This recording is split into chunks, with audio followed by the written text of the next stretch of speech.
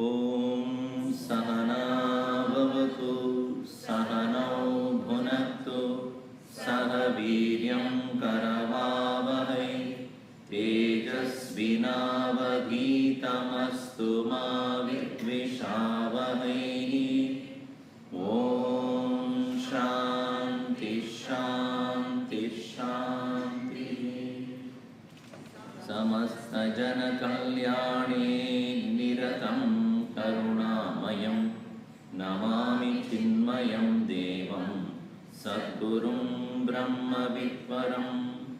Om Partaya Pradibodhitam Bhagavata Narayanena Swayam Vyasena Gratitam Purana Munina Madhye Mahabharatam Advaitamritavarshinim Bhagavatim Ashtadashadhyayinim Ambatva Manusantadami Bhagavad-Gita Bhavatveshinim Yam Brahma Varunendra Rudra Marutaha Stunvanti Divyai Stavaihi Vedai Sangapatakramopanishadaihi Gayantiyam Samagaha Dhyanavastita tadhatena manasa Pashyantiyam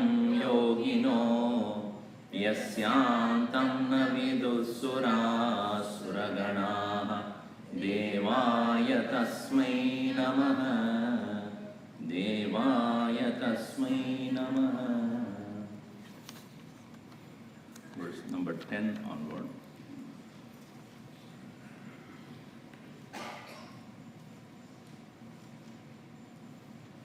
Prayanakale manasachalena bhaktya yukto yoga balena chaiva Bhruvor madhye pranamaveshya samyak satam param purushamupaiti divyam yadaksharam veda vido vadanti vishanti yat vedayo vitaragaha yadichanto brahmacharyam charanti tatte padam sangrahena pravakshye Sarvadvarani Sanyamya Manohridi Nirudhya Cha Murtnyadhayatmana Pranam Asthito Yoga Dharanam.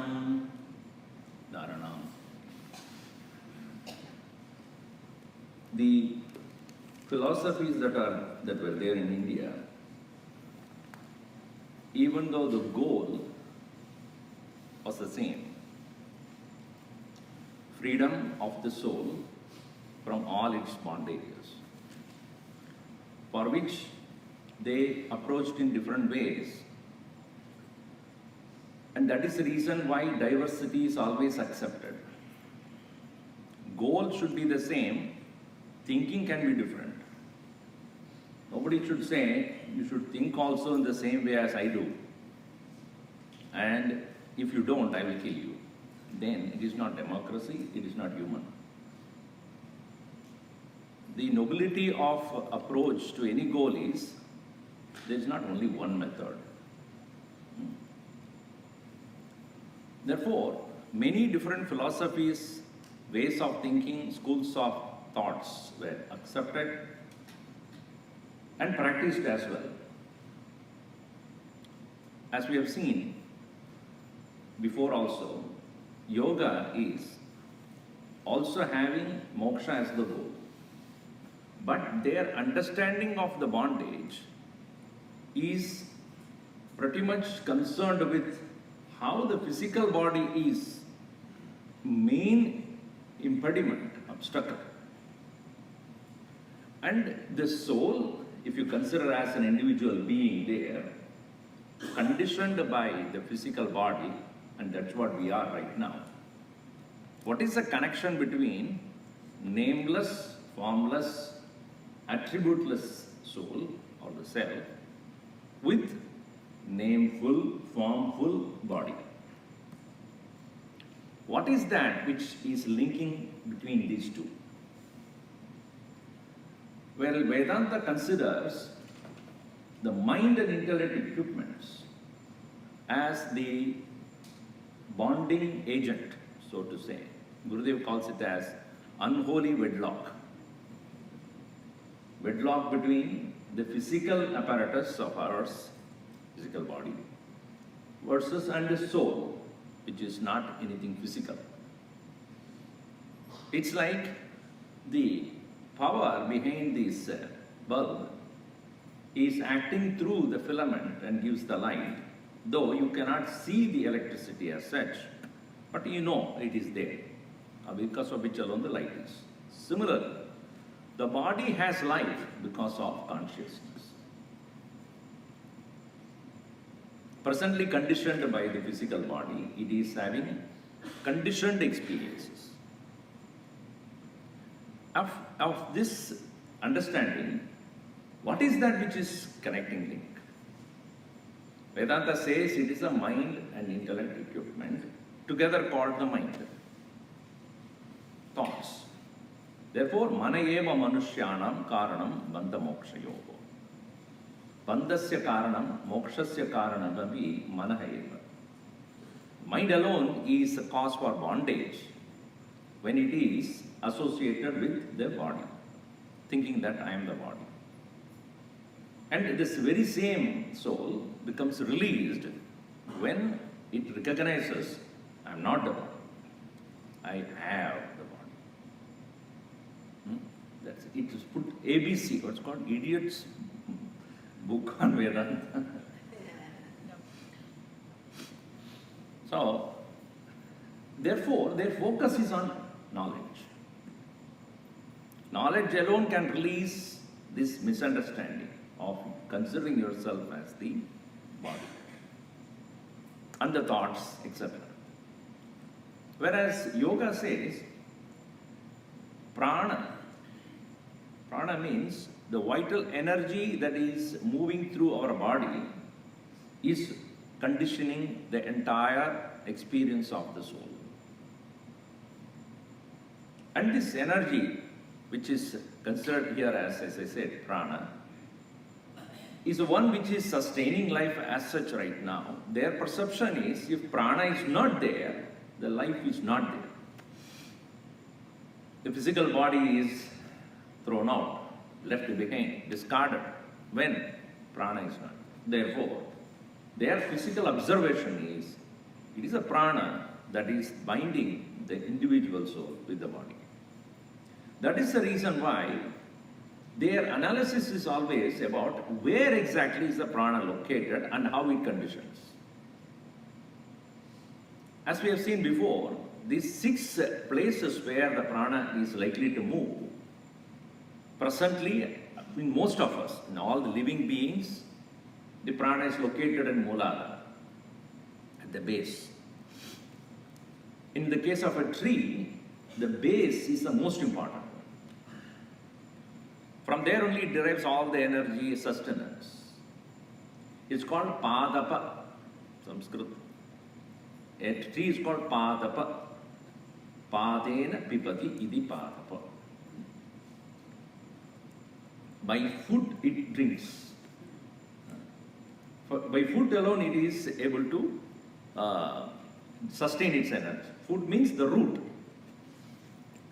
A tree doesn't move here and there, so its root is the food and it stays in one place. It's called stavara. Stavara means best among the things that don't move. So the root of the tree is the sustainer. And it doesn't move, and therefore it is pretty much at the base, Mooladhara. And while explaining Ganapati Adarvashesha, I have talked about that. But Bhagavan Ganesha is representing this Mooladhara Shakti. And that is why in India you will find most of the old temples, the Ganesha is placed at the foot of the tree. Mooladhara stitosi nityam. Ganapati Adarvashesha Upanishad explains that. Mooladhare stitaha asi. You are the one who remains at the base. And it's the Mula energy, the main energy that is coming or being located. That's the reason why anything that you undertake as an important event of your life, whether it's a marriage or birth of a child or starting of a business, Ganesha. Any ritual, Ganesha. Why? Muladhara. First Shakti. Let us not go into the technical details there. Comes next is Swadhisthana. Swadhisthana is the reproductive power, which is found in all the mammals, and that is also very active in animals and all human beings. Maximum energy is spent there as well. Sustenance through food and reproduction. Next comes the Navi area, Manipura it's called. And therefore, the energy moving from Mooladhara to Swadhisthana to Manipura to Anahata at the heart, Vishuddhi at the throat, then Ajna at the center of or middle of two eyebrows. So a yogi essentially releasing the energy systematically from his body along with the soul. The energy is that which pushes it up, and finally, at will, he will release this soul from the top of the crown of the head. This is a practice, yogic practice. It requires a lot of practice and discipline under the constant vigilance of a teacher who has mastered it but has not left. If he has left, then who will teach him? He has reached a point, if you consider this as a Muladhara, just for the sake of your visualization, Muladhara, and that is considered as the, this is Ajna, let us say, just for imagine that. Okay. So, Ajna, and then this is called Sahasrara. Sahasra Ara. Ara means, what do you call that? If you have a wheel, the hub is there, and what is it called? Axe, spokes. It has 1,000 spokes, 1,000 or more. And that is why it is usually represented as a lotus. And the release, release. So the release means moksha. Usually, as I explained in the last session, those, most of us, who have no idea about all this way of doing it, the release of the soul takes place naturally where our main focus has been. And usually it is Mooladhara Swadhisthana. You can't help it, that is how we are. And therefore, what they do at the time of death, they close all the 9 apertures of the body. Navadwar, a person when he is or she is dead, they close all the 9 possible gateways of exit. And thereby thinking that even all the doors are closed, you have to exit through this. Which hole which you cannot see. It is not visible. What do you call that as, what do you call that? And the word is for that is, which is there but not there. What do you call that? Thing which you see but actually you cannot see it. What do you call that? Apparent? No, it's not apparent. Huh? Mirage? No, it's not. Illusion. Not illusion at all. Huh? Latent. Anyway, it will come to me, man. So here, from Mooladhara when it moves, by the effort of the yogi, and this is Ajna Chakra, and then this is Sahasrara. which is not visible to us. So a yogi who has practiced for a long time, he centers himself here, waiting to happen. He will. If he wants, he will make it out, make it released. But in the case of a very dying person, since he has not practiced, the people around feel that it is possible for this person. Of course, everybody wishes good for anyone. They close all the 9 gates. Which are 9 gates I have told you last time? 2 eyes, 2 ears, 2 nostrils, mouth, anus and reproductive organ. These are the 9 gates. Having closed this, expecting that the soul will release itself through the topmost. It is also called Brahmarandhara. Andhara means a hole. Brahmarandhara meaning this is the way the Brahman needs to be realized. As I said, this is a yogic perception. Sri Krishna, understanding that the death, when in the case of a person who is practicing, if he wants to consciously release himself from the body, he can do through the yoga dharana, mentioned specifically there.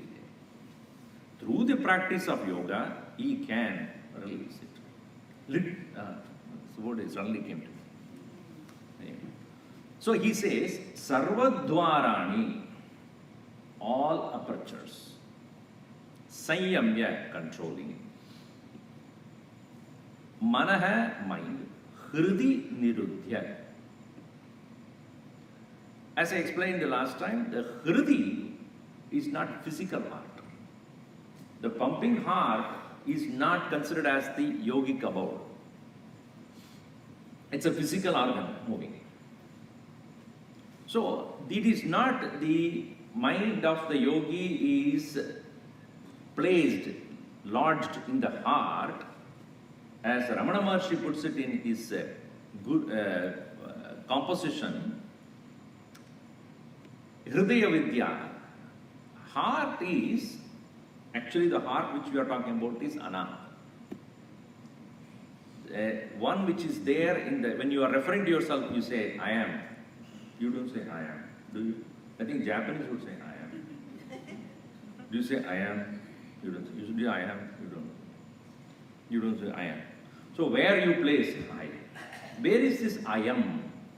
In Sanskrit, I am means this. In English, it became I am. I am Atma Brahma.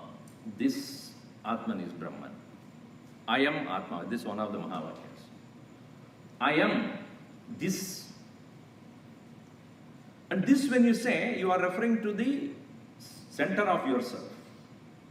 Anahata Chakra. So this heart is not a physical pumping heart, but the core of your own being. Even though you are referring to yourself as this, it is referring to the individual self. So, Hridi, according to Vedanta, is Buddhau. Shankaracharya writes in his commentary, Buddhau. Buddhau means in the very core of your being, called the intellect. Again, it is not the physical location of the intellect we are talking about. Intellect may be said to be placed in the brain, but Buddhi is the core of a person, of a human. That is where his seat of knowledge is. And seat of consciousness also, so to say. That is where the reflection of consciousness takes place, called Chidabhasa. That is why in the Ramana Maharshi's Saddarshan, Hridaya Guhara Madhye Kevalam Brahma Matram Aham Vidhi Sakshat Atma Rupena Bhati. Hridaya Guhara Madhye, in the heart cave, in the middle of the heart cave, Hridaya Guhara Madhye Kevalam Brahma Matram, only Brahman alone is. Aham Vidhi Sakshat Atma Rupena Bhati. It is being experienced by all of us as I am, I am, I am. Is it not true that mind, wherever you go, the I am doesn't go. Doesn't go means it doesn't go away from you. Where are you? I am here. So whether you are in the restroom or in a temple or the top of the hill or under the ocean, I am. This idea of I am or the notion of I am is presently located as the physical body. When you say I am, what I really mean is presently is where my physical body is. But let us say that you are calling your wife from India and it is her birthday, but you happen to travel to India for your business or to escape, whatever. So then she asks, where are you? I am with you. What do you mean? I am with you. When you say I am with you, what does it mean? Does he mean that physically he is there? No. In my mind, in my emotion, I am with you. So what it means I am is where your focus is. Presently our focus has been with the physical body, therefore where the physical body is, there I am. But if a person has a love for the Lord, then thought is with the Lord. I am with the Lord. But where the mind, the focus has been with the higher consciousness, then we say, I am consciousness. I am. So where are these I am is located, if at all, virtual. The word came now. Virtual. It's not real, virtual. It's not even apparent. It is, but it is to be thought of by you carefully. So the consciousness is the core of the person, the very presence of the person is the consciousness. Therefore, in that very heart, in that intellect, is where the idea of consciousness, the notion of consciousness is expressed. And when that idea of consciousness has been expressed in the intellect, it spreads to all other parts. It is like this light is capable of doing because of the nearest board, nearest circuit board. And if it goes away, then where do you go? And the bulb is a LED bulb. How can you go? It's given 10,000. Ayer would say, what do you mean? 10,000 hours. It's been guaranteed. There is nothing wrong with the bulb. Let us look at it. Go to the nearest board and there is a fuse gone. So this light is because of the fuse that is there inside the board. So the supply of this power is coming from there. And then again it comes from many other sources to here. And the nearest source is this. In the same way, if I am able to see, hear, taste, smell, touch, walk, think, worry, the nearest source or the source from which it starts is buddhi. Here buddhi, I don't mean the brain, physical brain. So that seat of consciousness, according to Ramana Maharshi, is seated here. Guho stitaha, hridaya guhau, hridaya guhara madhye kevalam brahma matram, aham idi sakshat atma rupena bhati. That very Brahman, the supreme consciousness, dimensionless one, presently is being expressed as I am. So therefore, the yogi who is thus consciously bringing about an exit to himself, sarvadvarani sanyamya, having thus closed all the apertures, navadvarani, manaha hridi, mind has been made to continuously meditate upon the presence of consciousness, niruddhyacha, having kept. So he is also introduced to consciousness, but he has to bring the soul up to the exit point. So therefore, murdhni, at the top of the head. Pranam, atmanaha pranam adhaya. The energy has been moved up and placed at the top of the head called Murdhan. Murdhan, top of the head, crown of the head. Murdhni Adaya. Atmanaha Pranam Adaya. Astitaha Yoga Dharanam. Remaining there for being ready to exit. That's why the translation, it goes to the next verse also. Having closed all the gates, having confined the mind in the heart, having fixed the life breath in the head, engaged in the practice of concentration. Dharana, Yoga Dharana. Dharana means to withdraw. As you know, the 8 steps in the Ashtanga Yoga, that is Yama, Niyama, Asana, Pranayama, Pratyahara, Dharana. After having done the pranayam, having seated properly, done the pranayam, and then he engages in one-pointed attention, concentration, that is dharana. Pratyahara is letting go all other possessiveness. Ahara is to take, pratyahara is to give up. Prati ahara. Aharati, to own it up, or to own or possess it. Pratyahara, non-possessing. Dharana. Only when you do not get occupied with anything else, then you can really concentrate. Yoga Dharanam, continuing here. Om Ityekaksharam Brahma Vyaharan Mam Anusmaran Yaprayadityajan Deham Sayadi Paramam Gatim Om Ityekaksharam Brahma Vyaharan Mam Anusmaran Yaprayadityajan Deham Sayadi Paramam Gatim.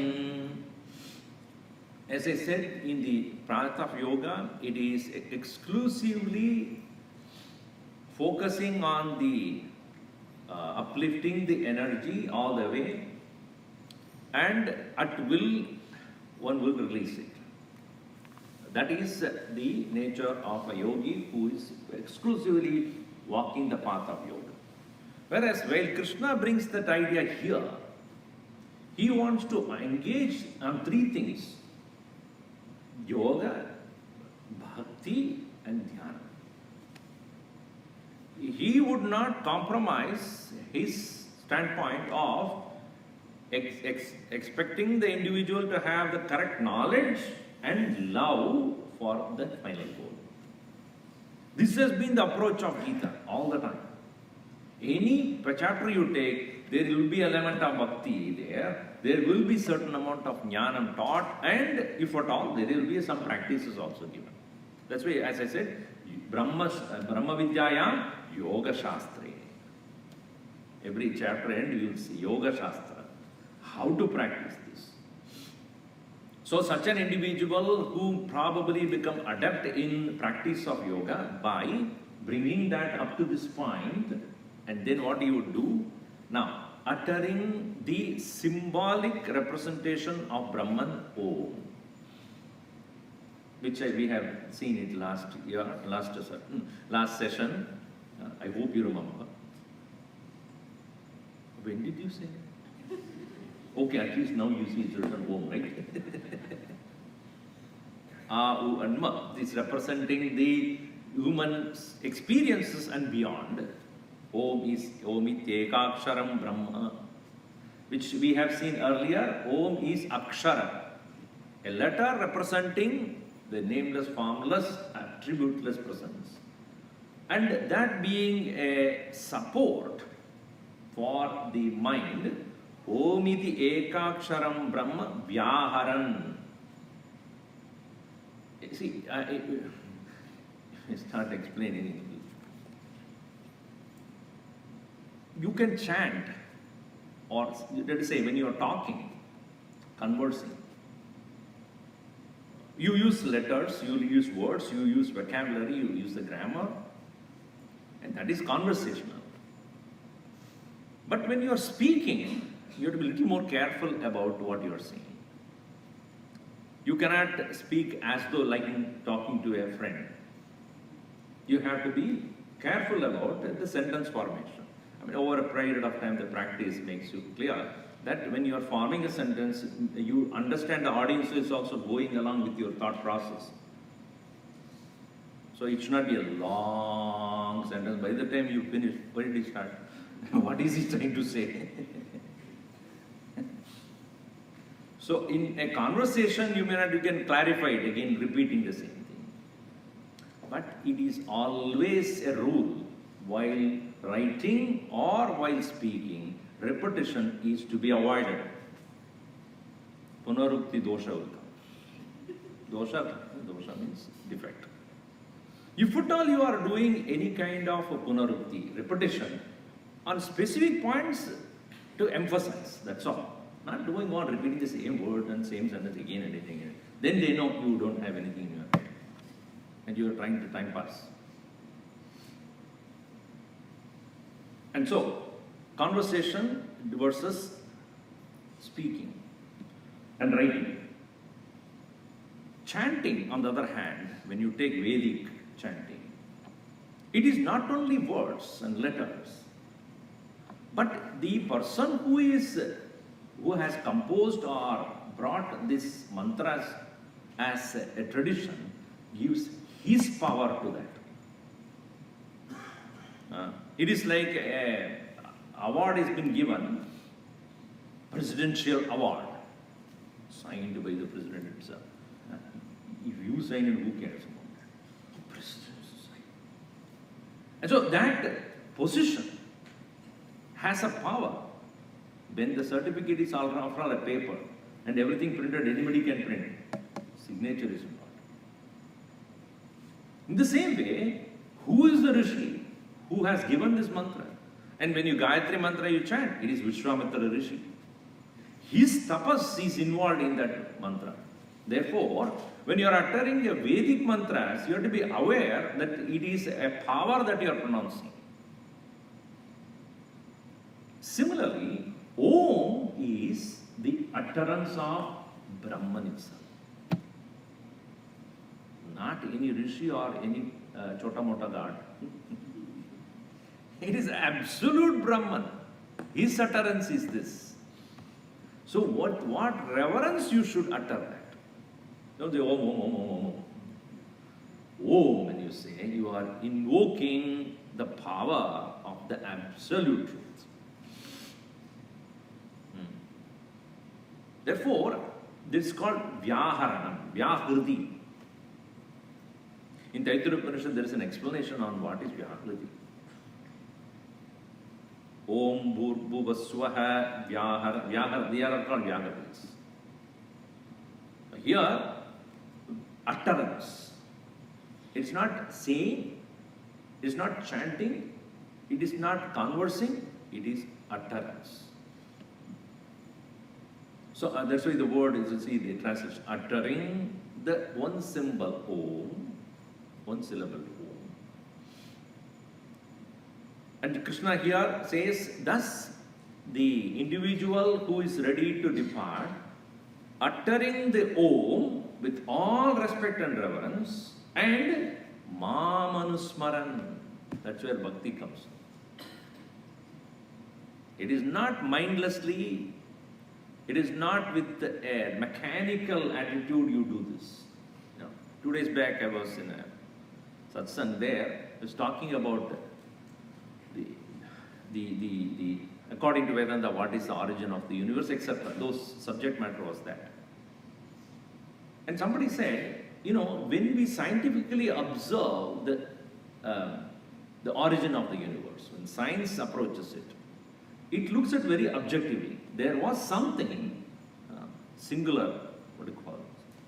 Singularism at one, and then it expanded itself to become the multiple universe. All right. But when a scientist looks at the thing, he objectively looks at it. It's a thing, a fact, which happened millions of years back. But it was an external reality objectively perceived. And he may not have any kind of reverence or any kind of emotion about it. A physicist, when he discovers something, he is objectively looking. But Vedanta, when it talks about the same thing from the parlance of spirituality, there is a certain amount of reverence comes to it. And how and why? That was their question.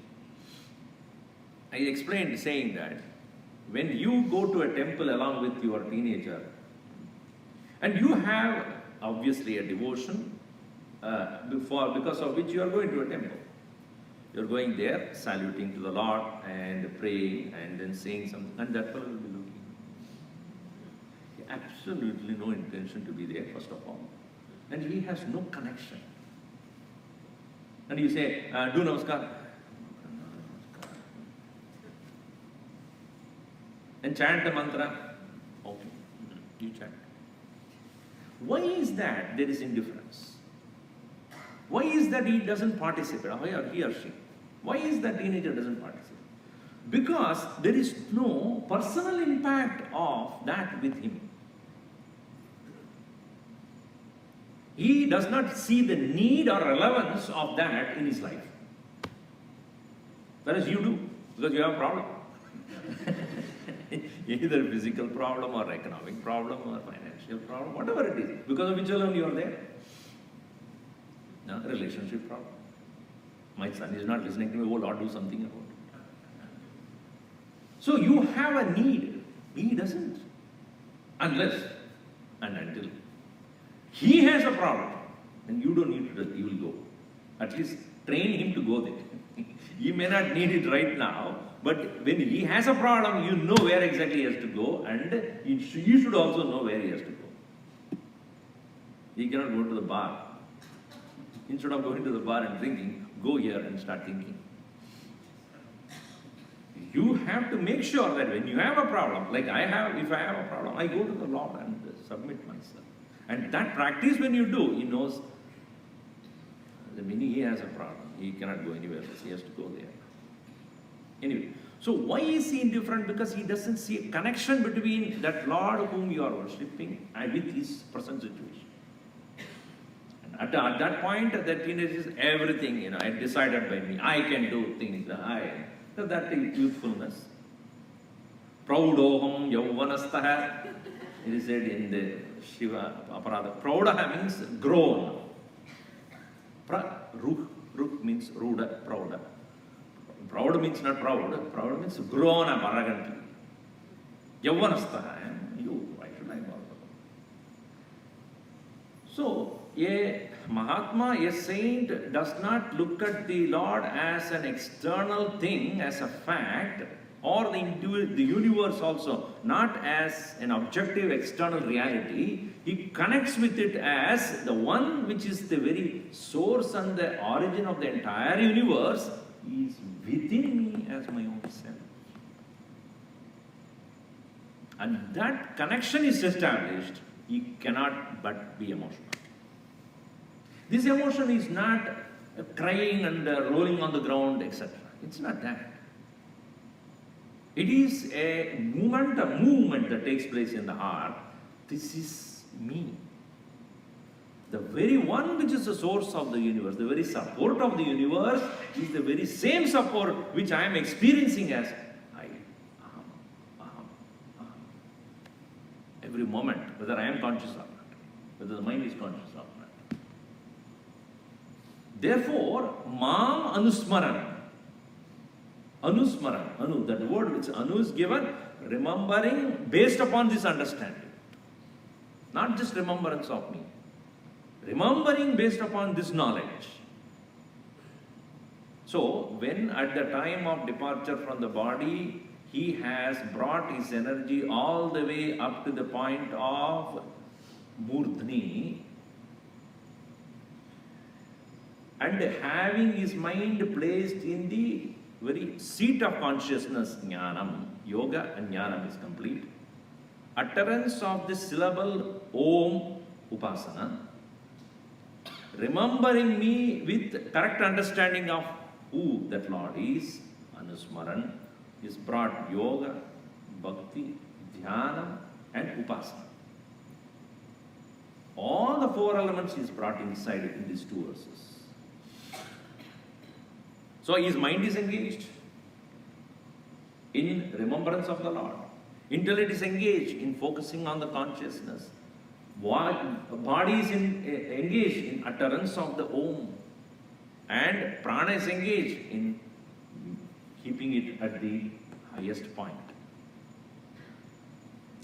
Sarvadvarani sanyamya manohriti nirudhya cha murnyadayatmana pranam astito yoga dharanam omityekaksharam brahma vyaharan mam anusmaran. After having done all these things, yaha prayati, one who leaves, where does he go? Sayadi paramam gatim. Such a person goes to the highest abode. So he has purified the entire individual personality himself. Mind is purified with devotion, intellect is purified with knowledge, prana is purified by making the energy leave all its previous, engaged, caught up in their usual knots, all the way bringing up through practice, discipline, and upasana of Om. This is considered as the way to leave the body consciously. And that's why it said, when a person is dead, the people think that this person has done something good. So therefore they close all the dwaras, expecting that that fellow would leave from the crown of the head, the virtual hole. By the time you realize it's already gone. Which entry? That better don't understand, better don't think about it. Therefore, they cover the body immediately because you don't, and the eyes especially, close it.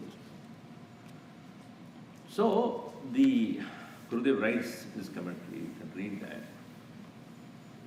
This is very important because this chapter this is the only chapter which deals with what happens at the time of death.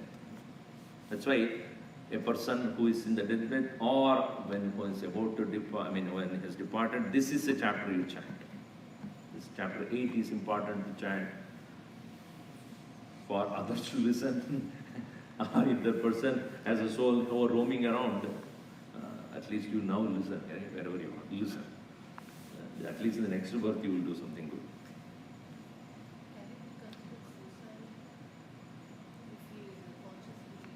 No, it is not considered as suicide. It's a forceful killing of the body is called. So he's not killing the body, he's leaving the body. It is like whether the bank is making you quit the home or you are selling the house yourself. So suicide is where you bring injury to the physical body, a sudden death, and the soul was not even prepared for that. Actually, most people who are committing suicide is not because they want to live, but they cannot exist. It's a frustration. The yoga is not out of frustration. But of course, legally speaking, it's not allowed. In today's world, legally you are not allowed to do such things, but there are yogis who still, who's reporting. By the time you report, he's already gone. So, as he picked up the thread from the previous, what he has been discussing, this cannot happen unless you have, especially remembrance of the Lord will not happen unless you have practiced this before. Sayadi paramam gatim, when it is said, he reaches the highest abode. Yah prayati yat tyajati, yat prayati tyajan, leaving deham, body. Leaving the body we do every day also in the sleep. But that is not discarding. Discarding is not to take it back again. Whereas you suspend yourself for some time. Just leave it aside. It's like at the end of the long day, you put your computer to sleep. And next day morning, first thing you start. In the same way, your sleep is just a suspension. Not using it for a while. Not that you discarded it. Whereas a yogi discards the physical body. No more use of this for me. So the practice is that an individual has gained enough ability to consistently think about and exclusively think about the Lord. It's not going to happen suddenly when you wish at the time of departure. Therefore, he says in the next verse, Ananyacheta satatam yo mam smarati nityashah tasyaham sulabha partha nityayuktasya yoginah Ananyacheta satatam yo mam smarati nityashah tasyaham sulabha partha nityayuktasya yoginah. Anybody who thus consciously practicing this is called yogin. Yogin means one who, yogi and yogin is one and the same. So yogin or yogi is one who has engaged in the uniting with the highest. That's why yuj, to unite. He goes to united.com. He travels only in that. I am not propagating for it. I am a yogi, therefore I will go only on that airlines. Such a yogin, for him, aham sulabha. Sushtulabha. I am easy to obtain. A part. Nityayuktasya yoginaha tasya aham sulabha. For the one who is thus ever engaged in this process of uniting his mind with the Lord, to him I am easily obtainable.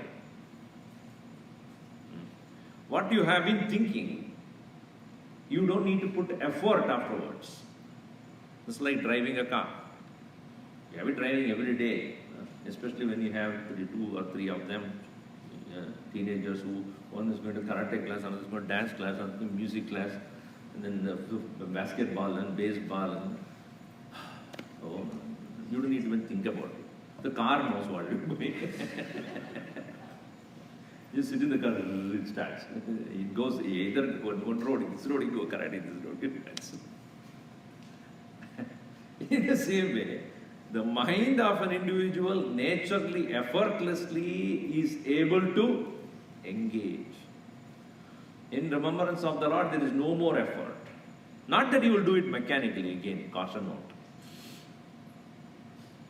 So here, tasya aham sulabha. To whom? Nityayuktasya. Why and what is he done? What is the Nityayukti? Nityayukta means one who is engaged all the time. What is that he is engaged in and how? Ananya chetas. Ananya chetas. Anya means other.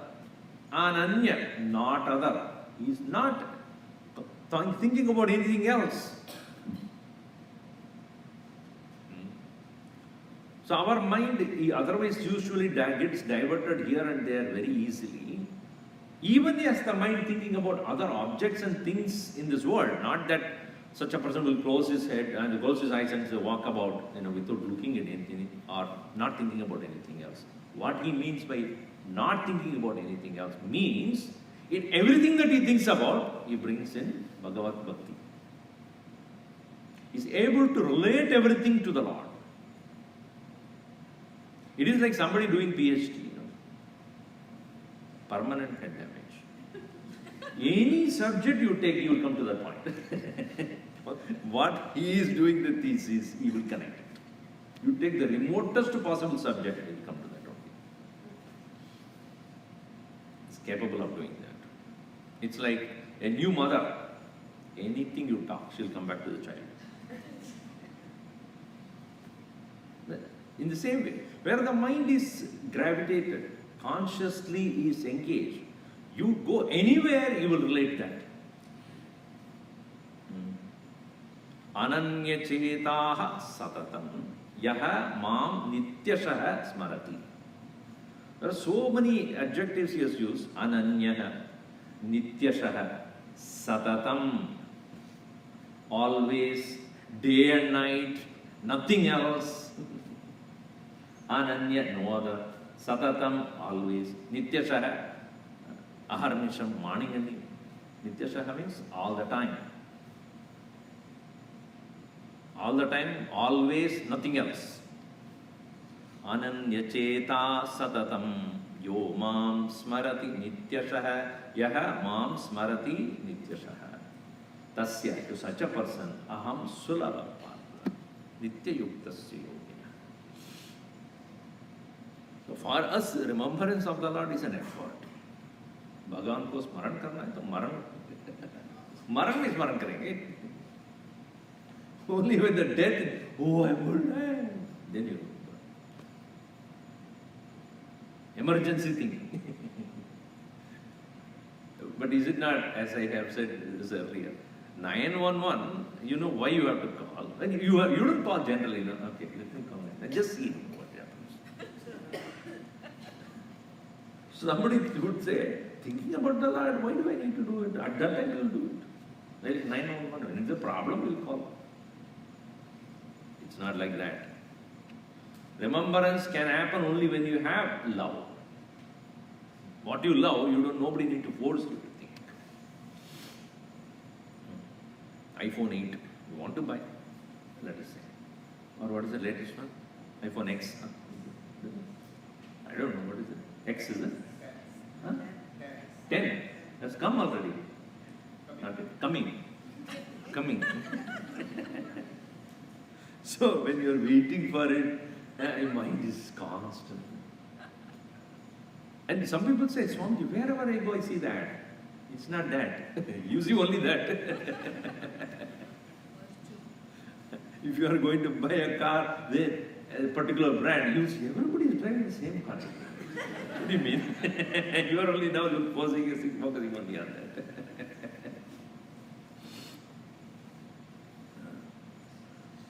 So in the same way, a person who has so much of love for the Lord, he cannot see any other thing.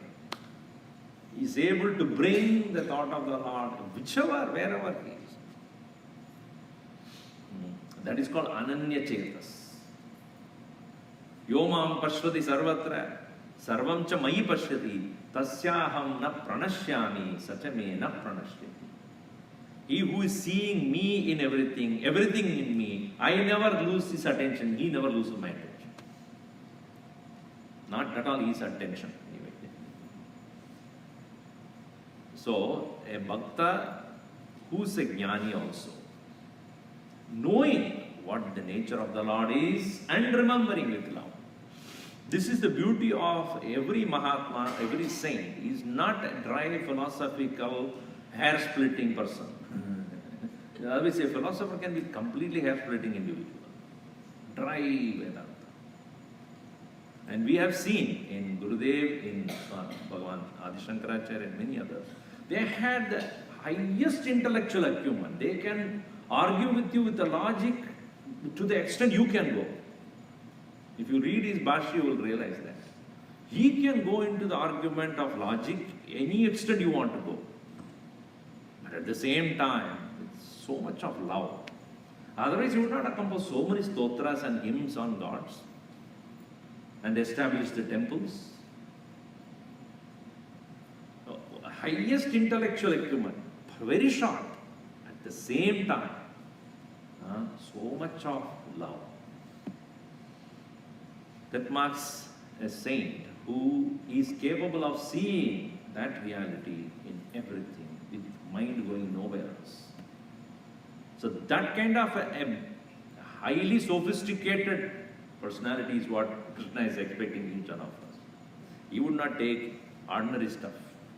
I want the best. Until you reach that point, that refinement is necessary. Until you reach that point, you are not ready for it. Quality control.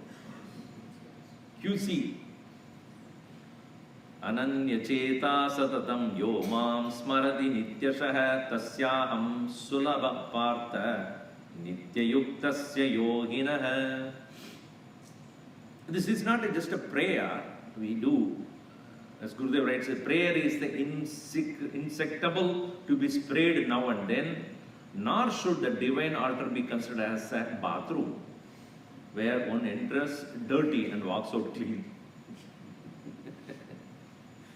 Gurudev's words are very strong. Here Krishna is very careful to insist with all his strength and enthused emphasis that he can command that the divine consciousness must be maintained by the seeker constantly and continuously, all through the day. It should not be altar should not be a place where you shed off all your dirt and then walk away. It's a restroom. Bhagavan's award is sanctum. Sanctify yourself. Sanctify yourself does not mean clean up. You know, one of our Swamijis, just a small anecdote. You know, when he was growing up as a small boy, there used to be a priest in the temple. He was part of a temple complex. And the priest was very particular about, doing the puja with, just to get out of the, there's a little river going. So he would go there, take a bath, dip, and then come directly to the temple. This is a tradition in the Konkan and Kerala region. We are very particular about that. They go, they take bath, and with that cloth which is wet, they come into the temple and do the puja. You won't talk to anybody, they won't drink anything, nothing. Early morning, that's their routine. And these youngsters would like to, play with him. So when he comes out of the river to go to the temple, they won't touch him. Used to fellows. And you cannot say anything. You cannot say, stop him, go in, take a bath. Look around whether these fellows are here or not. And he will run, the children will run behind it. So he used to tell us very humorously. So they used to have fun with this priest. But it so happened the priest has to go somewhere, some other city he was called for to go for a priestly duty. Somebody else came, one other person. And he also was the same routine. He was taking bath, and these fellows are excited. Now, let us see what happens in this fellow. He got off from the river, and they went and touched him. He smiled at him. Why are you touching me? Now you are dirty. No, you are clean. They were shocked. What do you mean? Yeah, you touched me, so you are clean. They got confused. This is not the way our priest is to do. So they walked behind him quietly and then sat in the temple and he finished the puja and they told them, a person who is considering himself dirty alone would think that others will dirt him more. One who is clean within, he is a blessing. When others come in contact with him, others get clean. So temple is a place where you get sanctified. You cannot dirty it, and you are not supposed to also. You get sanctified in the presence of the Lord. Not that God gets dirtied because of you. So that sanctification is not a physical shedding of dirt. It's a mind becoming calm and quiet and peace and composed and serene. The temple is a place where you come to have the presence of the Lord very effectively within yourself. Thereby your inherent negativities and impurities will no more emerge.